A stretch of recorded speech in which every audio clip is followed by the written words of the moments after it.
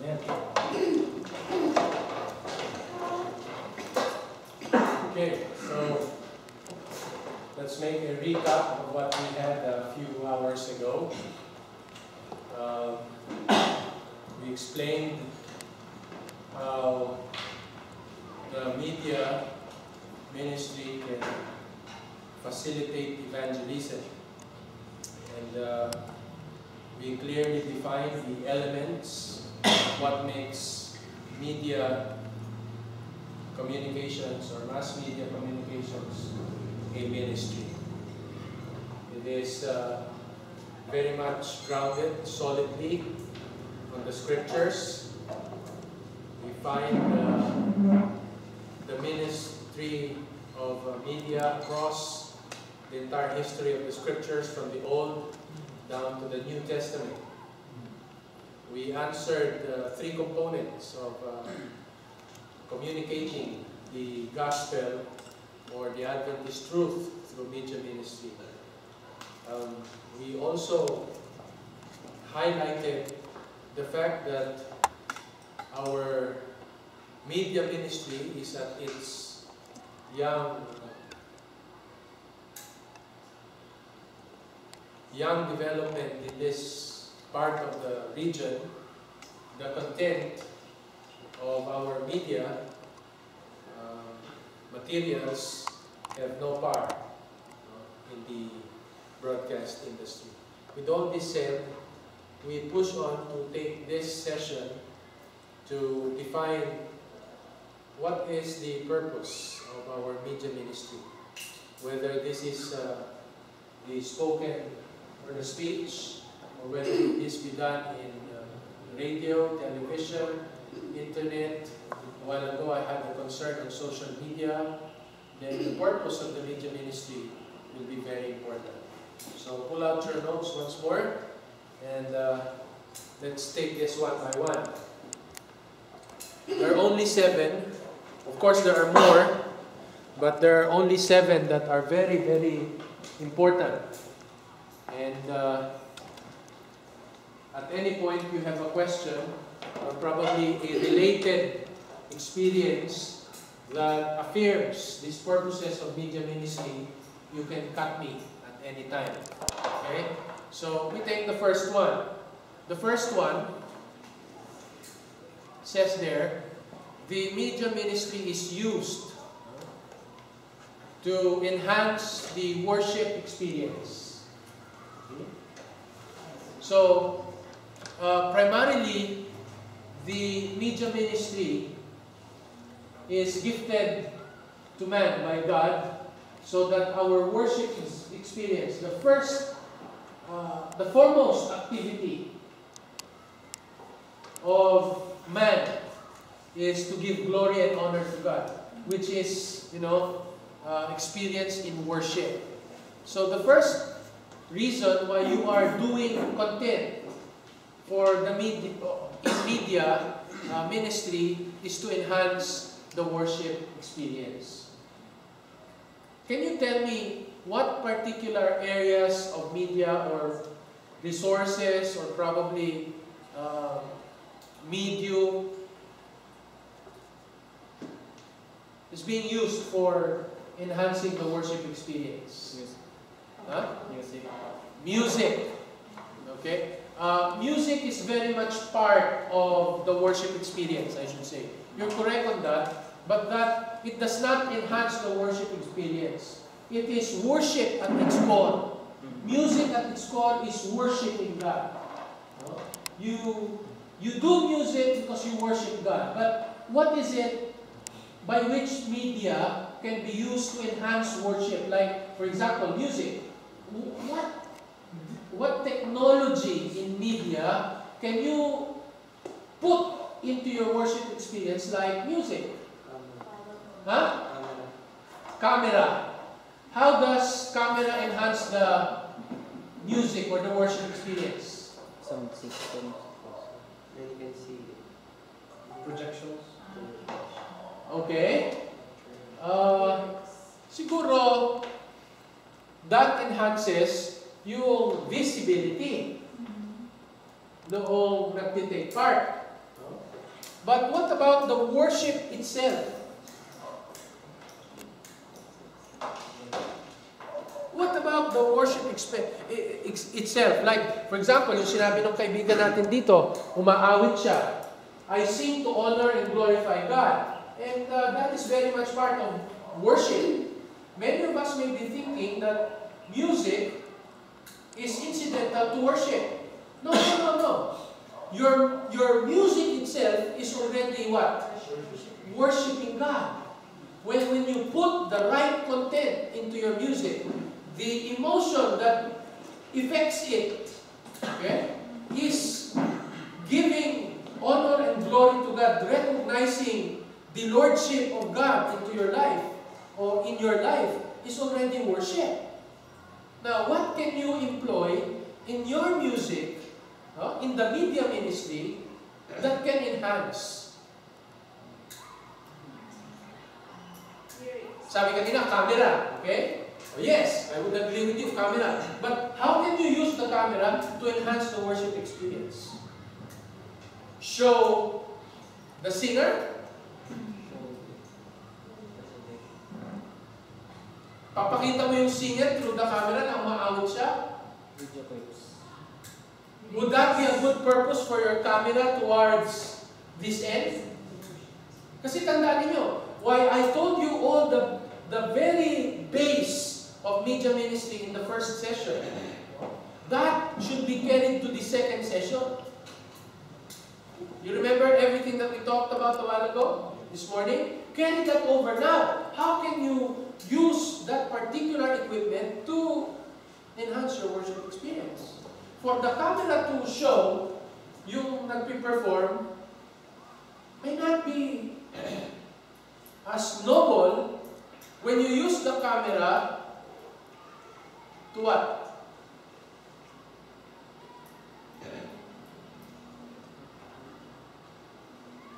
Come on, think. How can you employ the camera? Kasi yung sinasabi niya you're only duplicating what the naked eyes can see at short distance and enlarging it.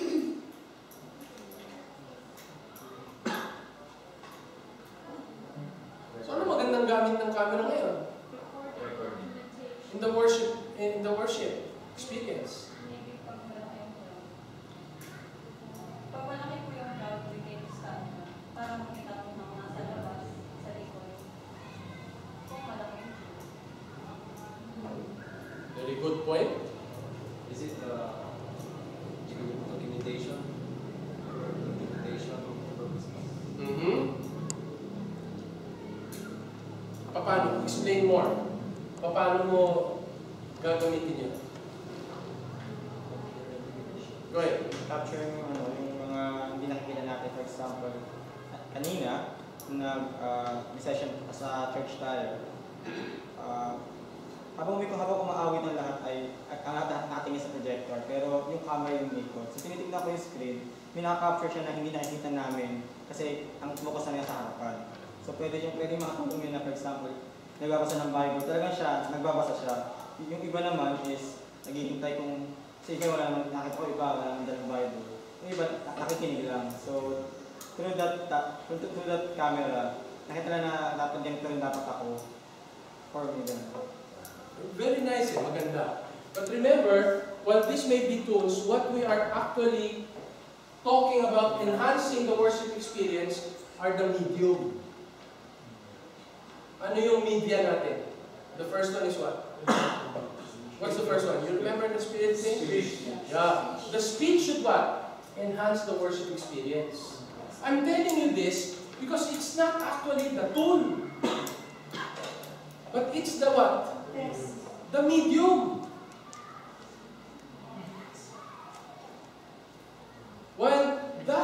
While the medium can be the vehicle, no, by which we can employ the gospel to communicate, to employ the media to communicate the gospel, we all need to remember that it's not the tool, it's not this camera. It's not the TV. It's the entire what? It's the entire dynamics of that particular medium. So, when you use TV, for example, to enhance worship experience, how could you make the TV work towards this end? That's how we do it. So, the camera can help, but you see, you can employ camera, the print, the speech, all together in television. Are you getting the point? So now, you're beginning to see na marami palang pwedeng gawin than just how we see the entertainment do it. Because we are copying how the entertainment does it. Doon ako nalulungkot eh. Nakikita ko na yung mga camera rin natin is just to what? Is just to focus the person leading in the worship. Pwede rin pala, halimbawa, pag may umaawit na gano'n, kung hindi nyo nakikita yung umaawit, naririnig nyo sila.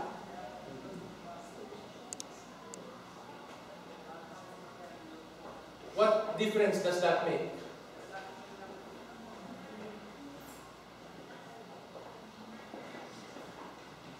Kailangan bang makita yung umaawit? Maganda nga kung nakikita mo, di ba? But it's not expedient as to the worship experience, di ba? Kahit hindi mo makita yun actually eh. But if you can be creative in using your camera to capture nature or even an act of kindness or whatever, to go with the music that you have. You put away the focus rather from the singer to the what? To the what? To the inspiration of the song. Kayo lang ang pwedeng gumawa nun eh. Yung mga sinauna, yung Generation X na katulad namin, conventional. Pero kayo, you can already change eh. Generation nyo na to. Sa halip na i-focus nyo lang yung umaawit na nagsusolo, tingnan nyo, when you worship in the sanctuary, walang bida. Hindi katulad sa worship experiences natin ngayon. Very much patterned in entertainment. But go back to the sanctuary. Look at the sanctuary. Ang mga bida sa sanctuary are the emblems by which it symbolizes Christ's ministry. The altar, the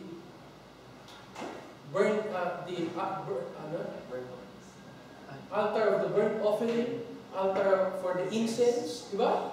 The laver. Wala doon, nakasentro lang yung priest eh. Even as you enter the holy place. Pero ngayon, tingnan mo ang ating worship service. Nakagitna yung natin, as much as possible, while the General Conference wanted hindi yung mga solo parts when we lead out in worship experience, except of course for the preaching of the word. It's because we would like to move the focus away from the leader or the singers to our Lord Jesus Christ, who should be the focal point of our worship experience. So use your devices, use your equipment to enhance the worship experience as well as the media that you are employing.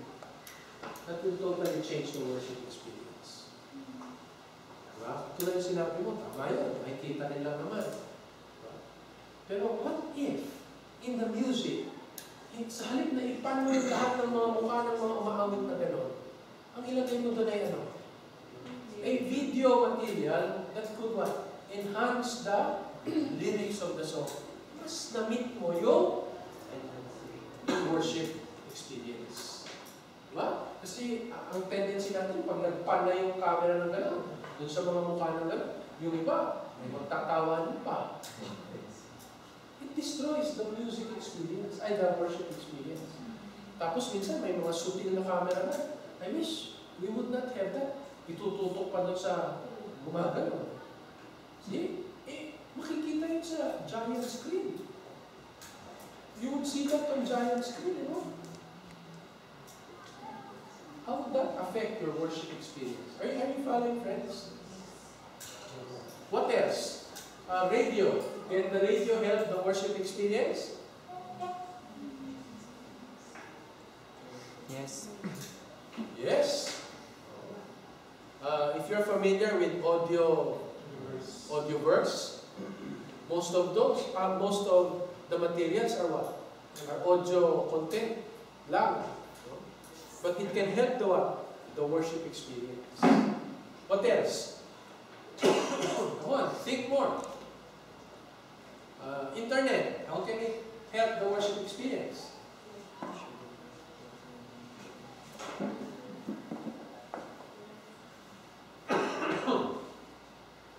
Your illustrations, how can it help the worship experience? All of that. In your church, how is this being employed? Anong mga media equipment ang ini-employ sa inyong local churches?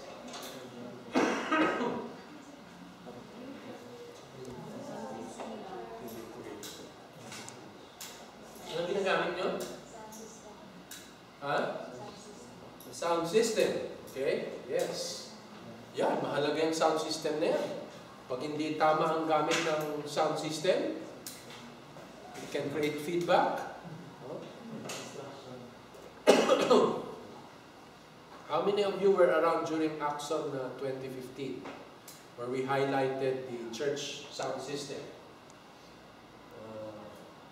We spent 3 days teaching our volunteers how to handle the sound system in local churches. The common problems. That's very important. Oftentimes we neglect that thing. What else?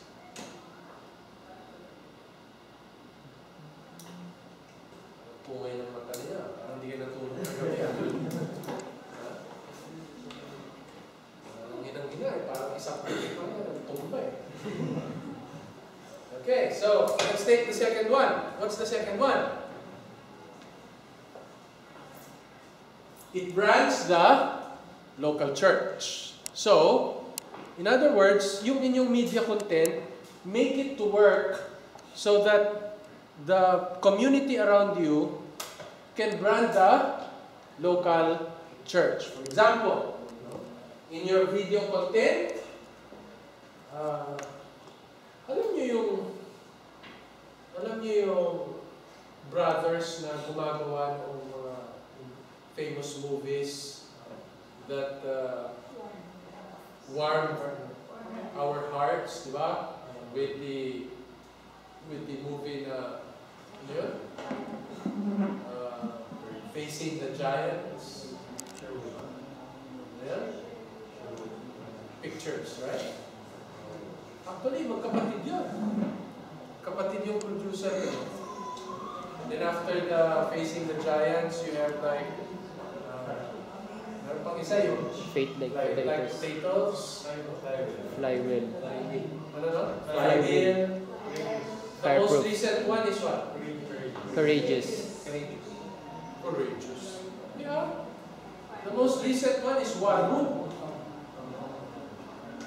Yeah. So after no Courageous, they came up with a new one. It's War Room. It's trending in social media.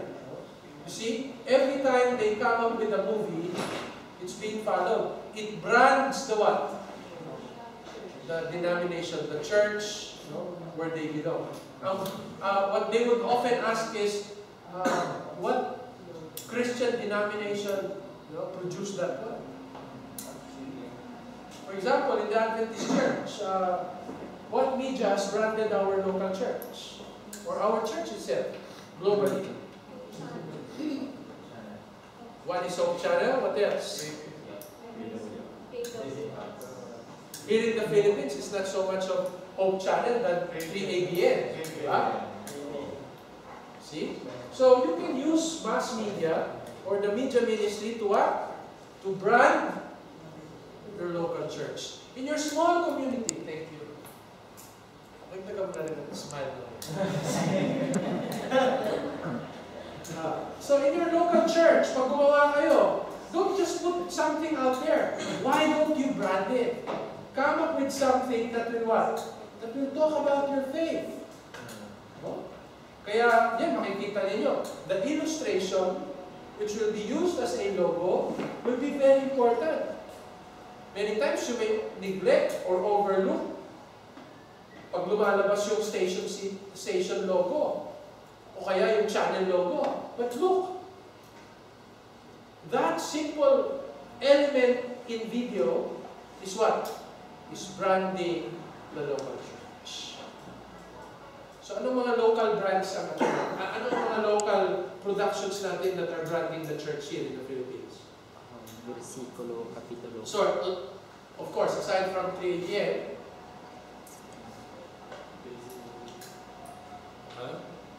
wala masyado, no?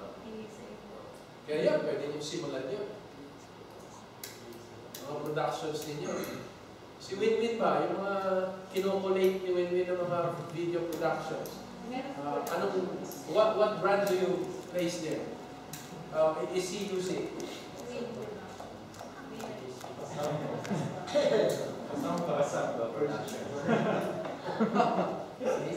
So, now you see that mass media can really affect our worship experience because it can brand the local church. Next, the mass media is employed to purposely what?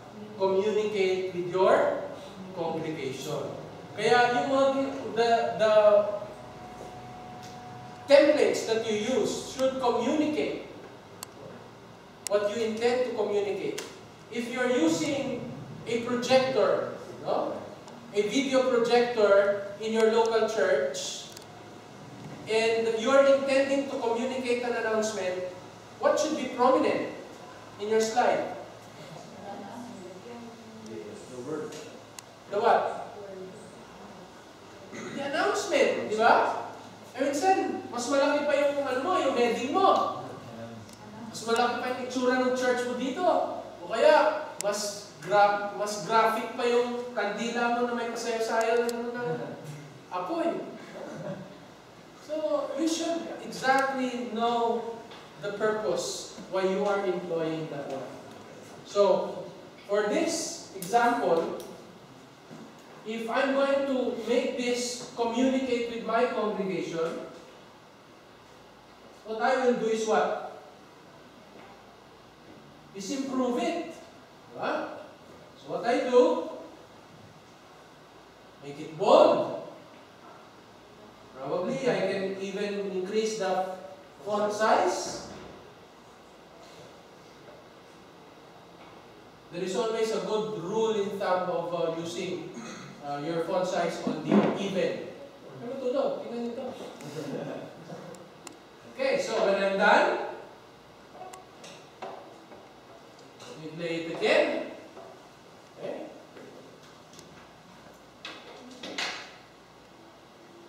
Oh. Did it help now? Yes. Oh, nakatulong ano? Okay. It's helping to emphasize, right?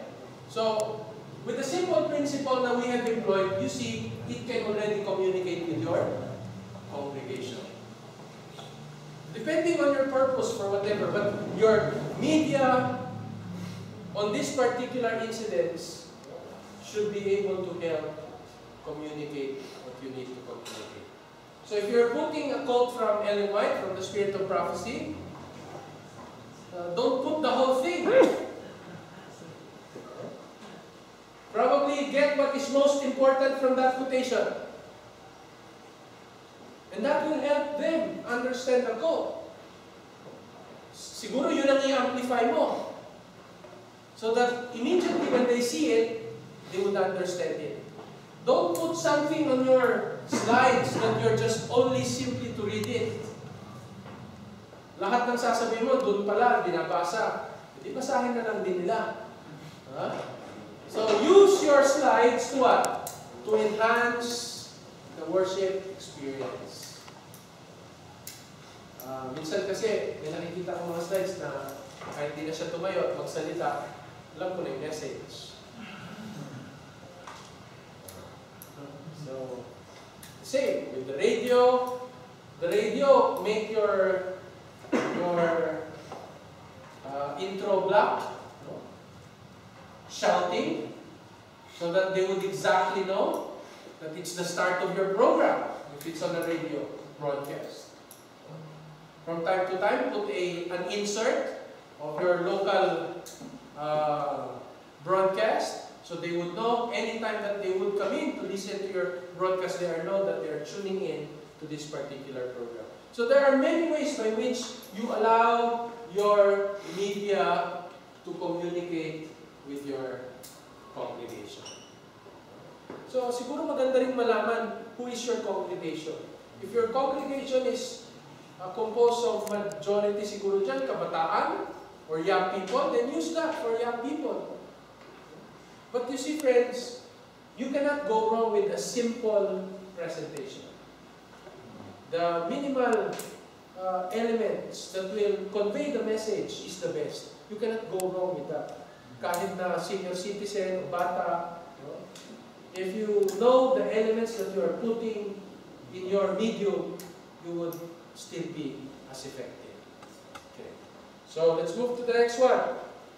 The next one says, you extend your what? Your congregation. Why? Because through the media ministry, you do not only get to communicate with the people who are present. Like for example in AUP, in PIC, each Sabbath, the live worship experience in the church is being aired. Okay? So those who are in the rooms, those who are in nearby communities, as far as the terrestrial transmitter could extend, it also what? Extends the listening congregation. So it's very nice. If you use the internet, you don't only get to touch 50 people who get to listen to you, who are physically present, but when you place your document in the internet, it covers more people who can experience what you had in that particular setting. Okay? So, your ministry should extend your congregation. The only problem with this one is that we don't put a mechanism by which the extended congregation can be followed through. For example, if you put your material in the internet, and you have a portal in Facebook, specifically, but you do not have a feedback mechanism. While many may listen to your material, there is no way to what? To follow them through. Bakit? Wala kang feedback mechanism. So there must be a what? A feedback mechanism. Hindi lang yung nilike. There could be probably a contact number or an email by which they can what? They can intentionally follow through with you. Kasi kung like, doon ka lang sa like aasa, like ngayon at that moment. But that doesn't necessarily mean that I would like to what? Be engaged. But when they can call, when they can write, then certainly you have not only extended your congregation, but you develop a what? A feedback system for follow-through. This is the big problem of many of our endeavors in the media ministry. Wala tayong feedback system. Magdi-distribute ng tracts, ng, what's our newest, what material is that? Title? Health and wellness. Okay? We have just simply distributed it, but have we devised a feedback mechanism so that we can follow through? Wala. Distribute lang natin. We just simply distributed it. What could have been done is what? You should have staffed it, or you should have placed there a what? A contact number, an email, probably placed there through a sticker, or probably simply print it or stamp it. Kaya pag natanggap nila, there would be a what? A feedback mechanism by which they can follow through with you. Can I have more of this? Can I have more books of this kind? Diba? Wala. So, The feedback mechanism is very important in extending your congregation. Do you have any question thus far? So that's the fourth one. Let's move to the next. The next one says, it proliferates the what? The message. What does that mean? Ano bang ibig sabihin nitong proliferate?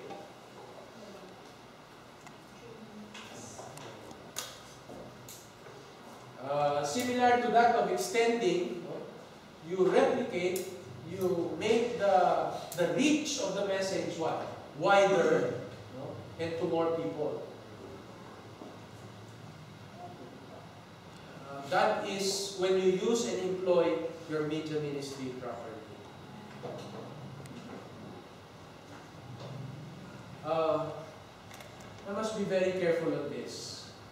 Many of us don't really know the content of our materials, that when we employ them in the media ministry, instead of turning out to be a blessing among the people who would receive them, it negates the image of the church. You need to understand, in the media ministry comes with a responsibility of asking every now and then, what does the public think of us? When our media composition or your material would go out there, how would it contribute to a good public image? Or does it destroy the established good public image? See? Do you have any question with it? So how about the distribution of the Where's the guy? Where's the guy asking? Sorry. How about the distribution of the great controversy? The distribution of the great controversy. It's good. You know what? With the great controversy, let's not make it a big controversy. Because you will only get to know about the controversial facts in history inside the book when they get to read it. What made it worse when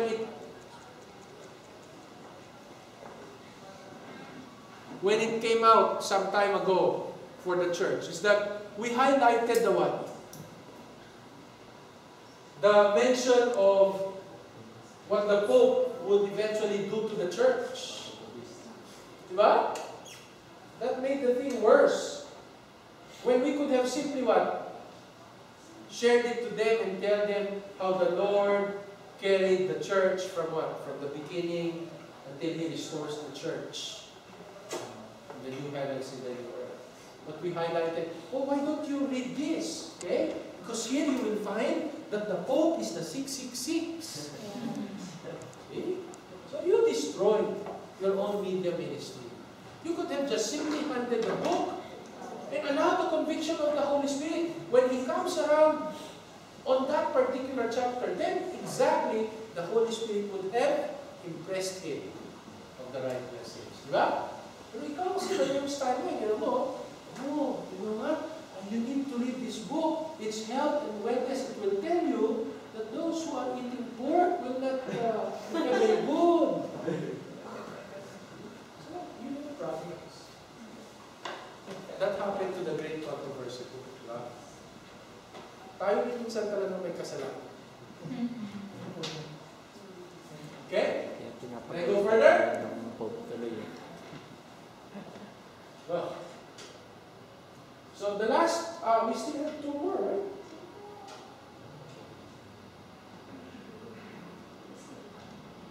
Ikaw palang bumabago ha? Ikisaw-saw ka sa amin, ha? Okay, so,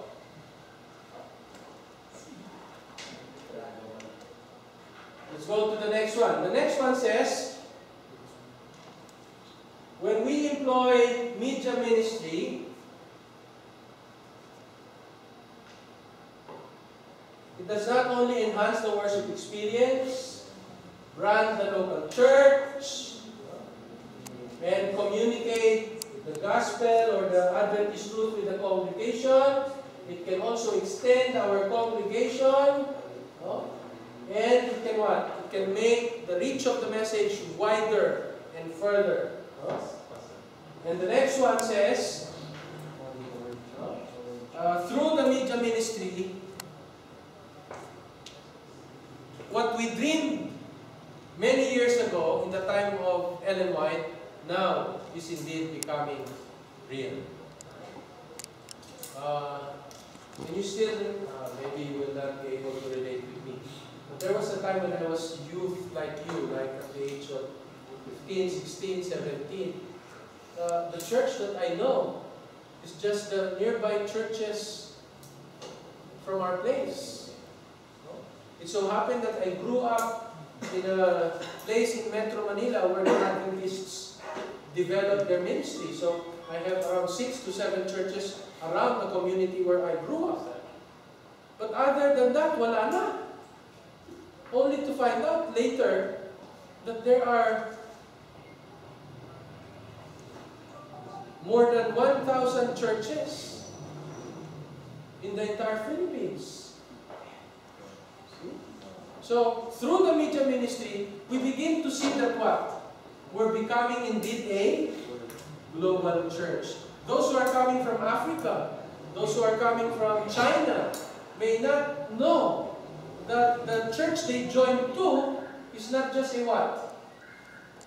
A local church, but an international group of believers. So, use your media content to bank on this one.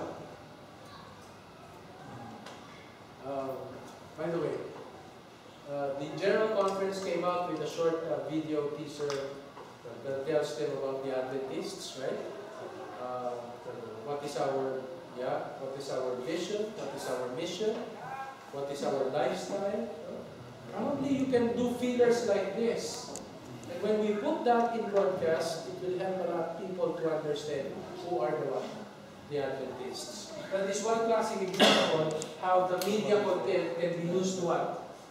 To realize that indeed we are becoming a world church. Okay, let's go to the last one.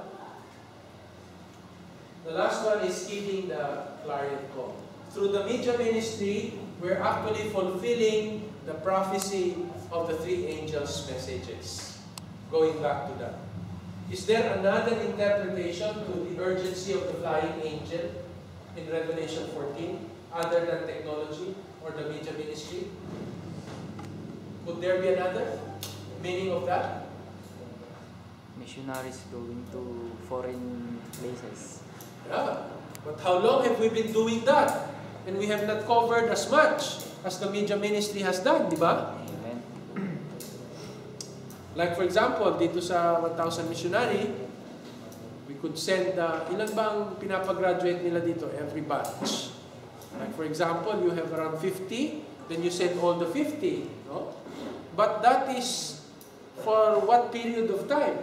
But when you employ the media ministry, you are actually fulfilling the 3 angels' messages, prophecy, and revelation. Kasi ang bilis. No? Even to the secret. Napakabilis. Okay, so, do you have any question to this, friends? Yes, go ahead.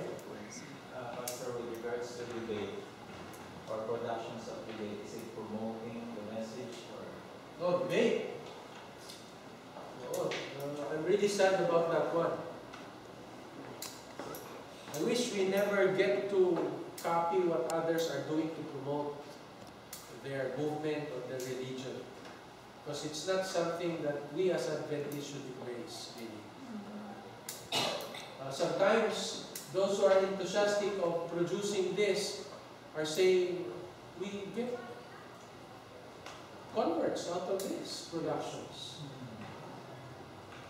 And we also contribute to the number of baptism by employing this kind of media ministry. But we never get to realize that people who are converted in this kind of media ministry will also do their evangelism in the same way. That's why you will only be what? Simply replicating. If they got converted because of debate, they will also seek other souls to join them or to join the church by what? By the same method.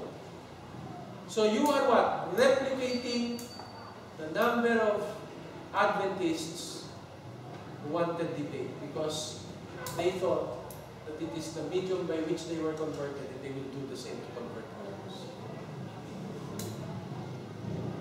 So God calls us, while we want to be distinct in our message, we don't want to invite prejudice against the message of hope.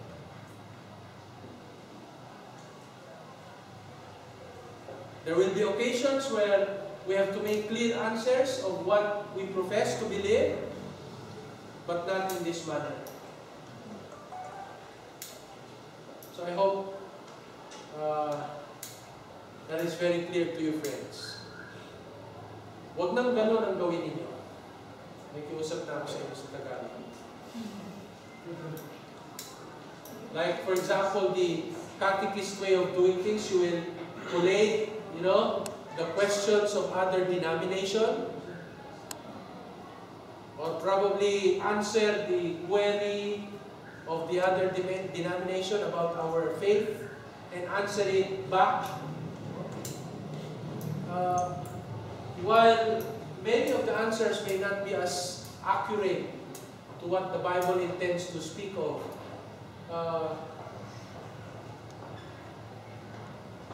we lose our positive influence in that manner. It will only create animosity parati.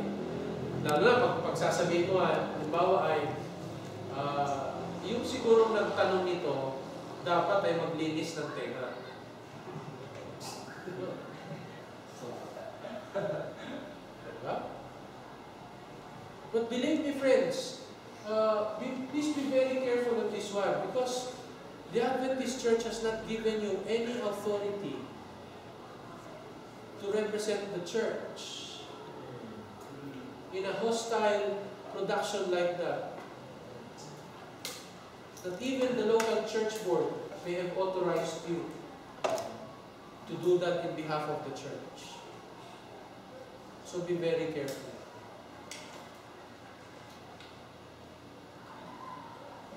It does not represent the church very well. Deceiving, discouraged. You only create enemies. Even if you have preached or conveyed or communicated the gospel or where we stand as Adventists, it does not serve the purpose of media ministry. Diba? This morning I told you, the media ministry is there to edify the church. Yun hindi. Pagbawatak-watakin yun. Okay? So when we employ like, paulit-ulit na lang tayo dito. Dapat nalalaman nyo na tamang daan. When we become so sarcastic in the way we communicate, hindi maganda. Okay, are there other questions? This one? What time are we supposed to end with this? For the second session? 2? First session. The second session. 5-0. 1-5. Okay. So, we've got overtime. So, are there any other questions? I will primarily talk about social media on the last and the third session. This is the most recent, the most used now of millennials. So, we're going to talk about the social media. I did not intend these sessions to be teaching you of the nuts and bolts of using your camera or probably broadcast on radio. That is not the intention of this one. This will be a very, very short time to do that. So I'm just telling you because the theme is engage, we want you to be engaged in the ministry for the right motives, for the right principles, and for obtaining the right results. You get it? So, itong media ministry na session na ito is intended for that. Get right with your ministry. If you're doing already a radio broadcast now, reevaluate it. Is it indeed a ministry the way that I have defined to you this morning? Check it. If it's not, huwag mong iwanan. That's not my purpose. But to what? You realign it along that one. Here, I have given you the principles. If you're doing content, these are the principles by which you ought to be in line with. And you would notice that the first one is about Christ. The second one, we use the media ministry in the principles in order to what? To put the church on top of the hill around its community. So use your media ministry to promote the existence of the church in your community. Questions? Okay, since I'm done with this, let me take questions that are not pertaining to this one, but in general are under the sun of media ministry. Any more? Go ahead, go ahead.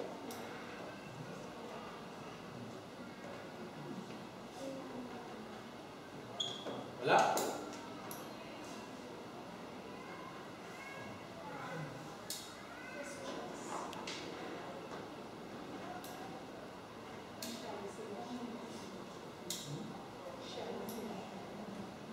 So, let's continue the line a while ago where we left. What do you intend, or what do you plan to do in your local churches as far as media ministry is concerned?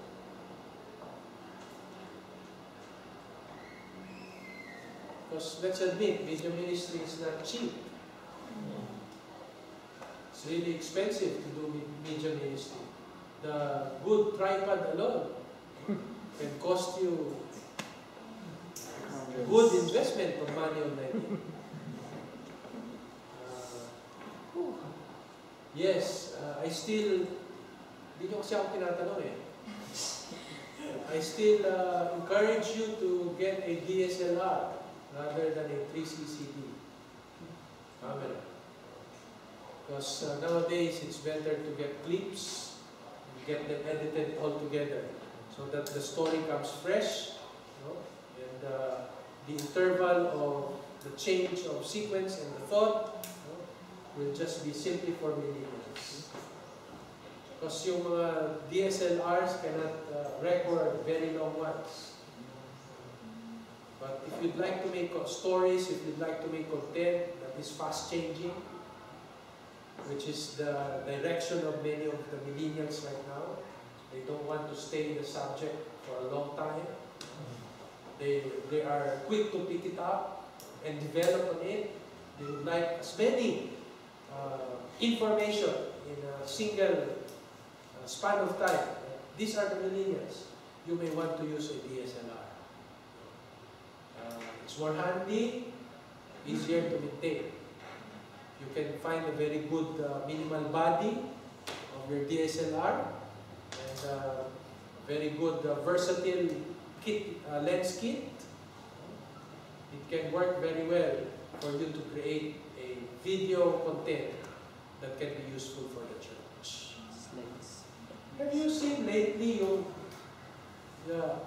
wala naman, hindi nakakaintindi Tagalog. You can catch up with Tagalog.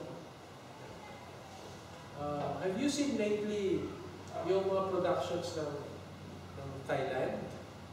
Yung mga insurance advertisement. Where they are exhibiting yung mga acts of kindness, yung family relationships, values, diba? Sa insurance advertisement. Have you seen that? Yes, Had sir. that not impressed you? Are they not effective?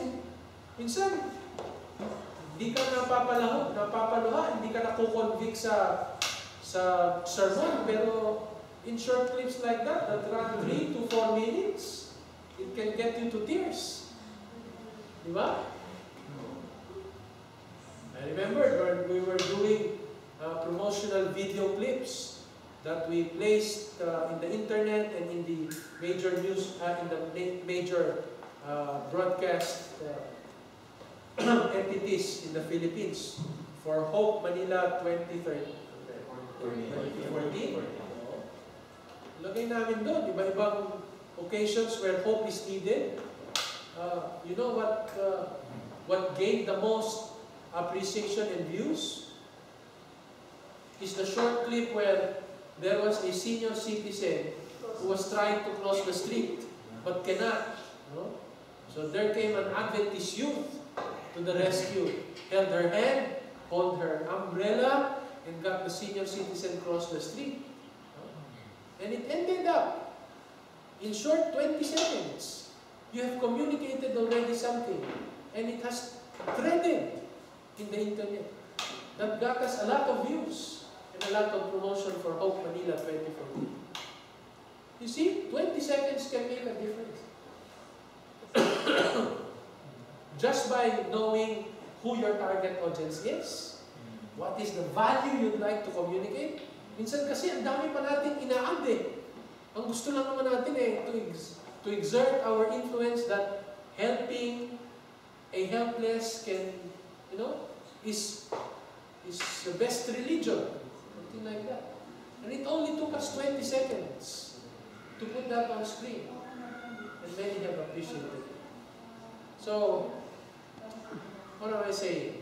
Whatever media ministry you will be involved with, always remember these things we have discussed.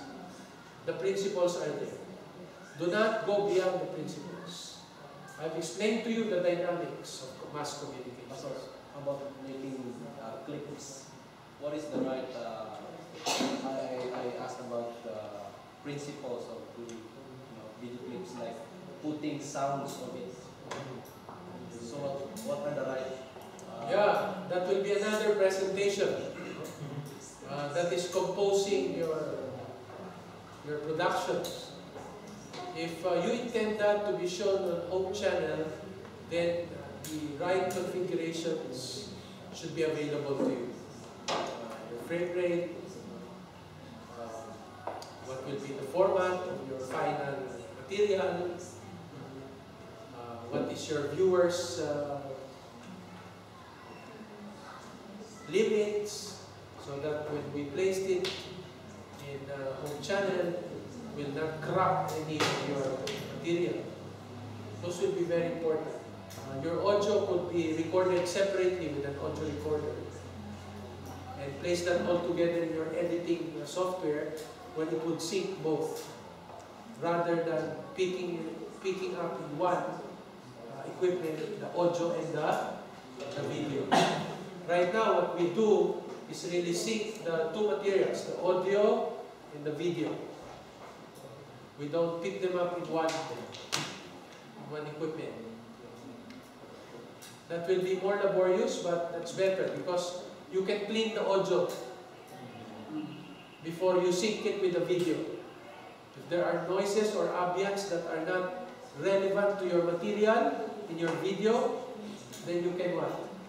You can clean them up. Then as soon as it's clean, you sync it with your video. Sure enough, the present softwares now, whether it's in FCP or Adobe Premiere, have features of syncing the video and the audio, as long as you have recorded them at the same time. No problem. What else? There is so much to tell you about that one. But again, you can get it anytime from the office. That should not be a problem. The big challenge for you is the content. That's the basic thing. That's why, that's the thing that I have discussed with you in length. Yung content. Because after all, even if it's good production, the image quality is perfect, the audio quality is perfect, but it does not convey the message that is intended for this time. Useless. to take an estate of 20 seconds being aired on national TV. Sayang. Okay? If there are no other questions, probably you can still follow it through in the next session. Let's have a short break and we'll take up social media.